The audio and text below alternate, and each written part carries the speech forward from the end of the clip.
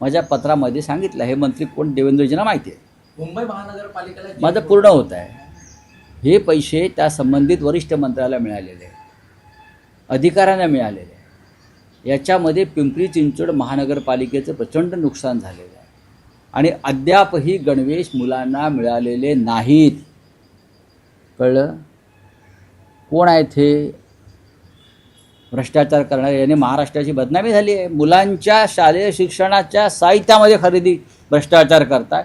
यात काय बदनामी होत नाही महाराष्ट्राची? कोण आहेत ते मंत्री? हे मंत्री जाहीर करावं स्वतः देवेंद्र फडणवीस यांनी. सुप्रीम कोर्टला तुम्ही जुमानत नाही. तुम्ही सुप्रीम कोर्टानं आखून दिलेल्या मार्गदर्शक तत्वांवरती काम करत नाही.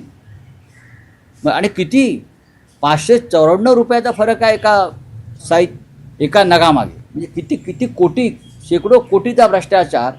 पिंपरीत कुठे गेले ते मुलुंडचे नागडे पोपटलाल? जाऊन नाचा तिकडे आता आयुक्तांच्या दालनाबाहेर. जर तुमच्या अंगावर कमरोती का कपडे उरले असतील तर दाखवा ना. कुठे ईडी, कुठे अँटी करप्शन? हा विषय गंभीर आहे. हा विषय आम्ही पुढे नेणार आहोत. मुंबई मनपाला जेम पोर्टल मधून खरेदी करायला लावली. तिथे नाही, मुंबई महानगर हा विषय माझा नाही आहे की डॉक्टर मारहाण प्रकरणात आरोपी असलेले शिंदे शिवसेनेचे नगरसेवक रमेश म्हात्रे यांच्या बाबतीत न्यायालयानं म्हटले की त्यांना न्यायालयात हजर करा, त्यानंतर आम्ही पुढील आदेश देतो. पण सरकार आणि गृह विभाग त्यांना वाचवण्याचा गुंडांना वाचवतं बघा. कारण पोलिसांनी पोलीस कोठडीऐवजी डायरेक्ट न्यायालयीन कोठडीची मागणी केली. हो, असं आहे की याला जबाबदार राज्याचे गृहमंत्री आहेत. पोलीस त्यांचं ऐकत नाहीत. खास करून ठाणे जिल्ह्यातले